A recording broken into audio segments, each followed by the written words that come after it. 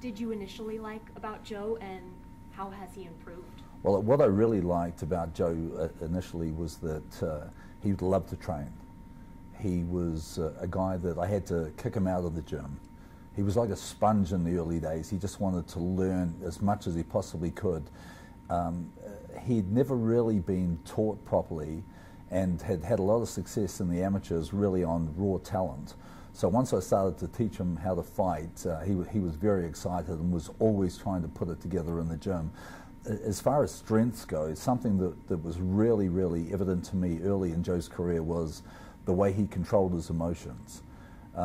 He handled pressure very, very well, and that was a sign that going right back to when we fought Francois Botha in early 2013, and Botha was at the end of his career, but Joe had only had 5 fights as a professional, had never gone past 4 rounds, and Botha had seen everything and done everything in the sport, and he put enormous mental pressure on Joe, and Joe just breezed through the whole occasion and KO'd him in 2 rounds. And what he showed me in the lead up to that fight, in the dressing room that night, the way he walked into the ring with a big smile on his face, and when the bell went, he went like this. I knew then that if he could listen to me and learn, that I had a fighter that could go all the way to the heavyweight championship of the world. How crucial will the application of how he has dealt with pressure be in this upcoming fight? Oh, it's going to be massive, and like right throughout this training camp, a lot of people, especially Eddie Hearn in the UK, has said, you know, when Joe gets to Cardiff in front of 80,000 people, it'll just eat him up. But not the Joseph Parker that I know. It wouldn't matter whether it's 800 people, 8,000 or 80,000. It'll be the same guy walking to the ring. It'll be the same guy in the ring. We've prepared a long time for this occasion.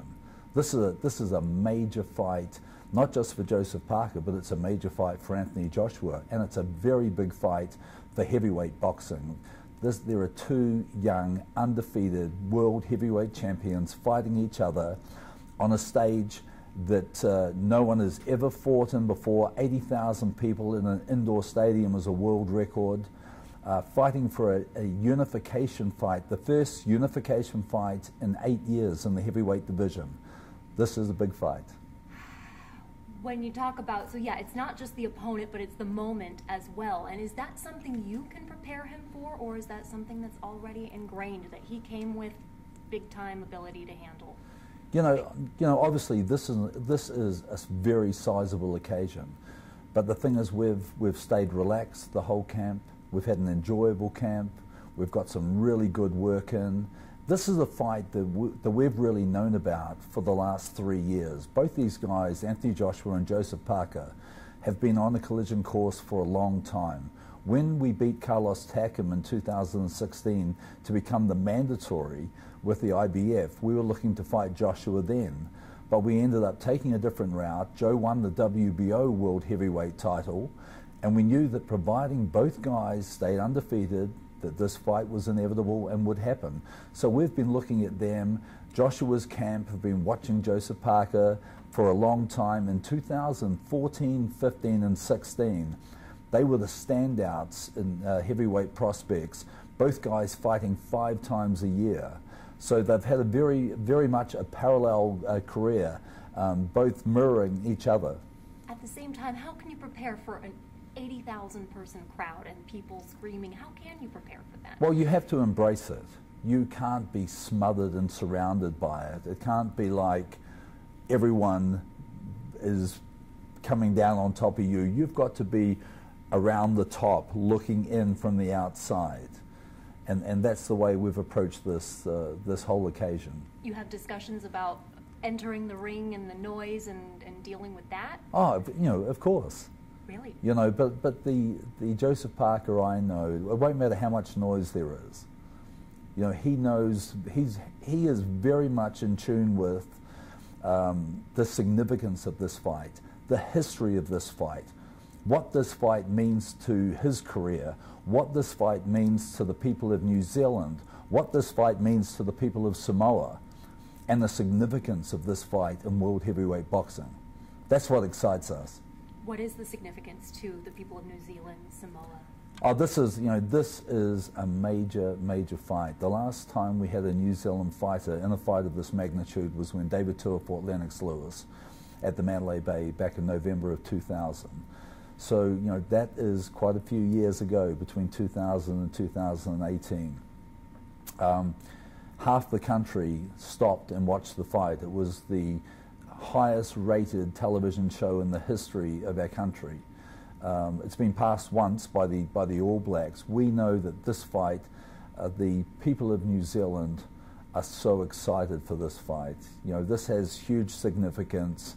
We're a sporting nation, and the nation are supporting and in behind Joseph Parker, and they want to see him tested at the highest level. And we believe, this fight with Anthony Joshua is at the highest level. When you talk about having discussions simply about walking into the ring that night, it kind of reminds me of Mike Tyson and Cus D'Amato, and because they lived with each other, they got to have all sorts of talks about all different aspects. What has that allowed you, living with your fighter, to, I guess, accomplish? Well, Joe and I, we have a very open relationship. We have great lines of communication. It's not like, I tell him what to do and he does it. Everything that we've done, especially in the last couple of years, is very much, not so much in the early years where Joe needed guidance and direction. Now we're a team. Everything is up for discussion. We do everything to get Joseph Parker to be the best he can possibly be on any given day. And this particular training camp, obviously we've got our road work and our boxing and our strength and conditioning, but we have dry needling sessions every week. We have deep tissue sessions every week. We have neuromuscular sessions where you're pushing the muscles aside and working on the nerves. We have yoga. We have Epsom salt baths. We have cryotherapy. So we have a package of training for recovery and for getting Joseph Parker's body at a premium to be ready and peaking on March 31. And your wife is making his meals, so what else is there to cover? There's nothing else. No, we believe that we've got a small team but a very good team, and we've got a formula that has worked for us for the last 5 years. We both believe in the process. We're both very comfortable with it, and it gives us strength.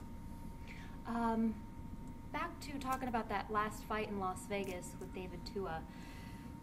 What do you think the current state of Las Vegas is? How long have you lived here, first off? For 14 years. 14 years. Does it still stand up as the fight capital of the world? We haven't had a heavyweight title fight here since 2015 with Berman and Deontay. Do you still see it as the pinnacle, or has it lost some of its prestige? No, I think that Vegas is still the boxing capital of the world. The real big fights come here. The heavyweight division, obviously at the moment, the big fights, the big money is all in the UK. So because of that, that's where we want to be. It just makes sense business-wise. If they're getting the biggest gates there, if they're getting the biggest purses there, if the pay-per-view numbers are the largest there, then that's where we want to be. I can see that once the heavyweight champion is not in the UK any longer, once again we'll have heavyweight fights here in Las Vegas. But then Lennox Lewis and David Tua, same situation, both from, well, you've got David Tua and then you've got Lennox Lewis from the UK. Right. So that would be the same kind of crowd that they would have had the fight over there. You know what I mean? Not really, no. Like, okay, No. because you're saying that because two of the top heavyweights in the world are... But both those, what you got to remember, both those guys were embraced by the boxing people here. Like the Mandalay Bay was a sold-out event that night. David Tua had campaigned in the US for a long time, and a lot of people considered him an American, even though he wasn't. He was a Samoan from South Auckland, New Zealand. Lennox Lewis, even though he had a bunch of fights in the UK, campaigned a lot in the US. So that has yet to be done by either of these two guys, by Joshua or Joseph? Well, Joshua, it's going to be very, very hard to get him to come and campaign here in the US when he's pulling 90,000 people at Wembley and 80+ thousand people at Principality Stadium in Cardiff.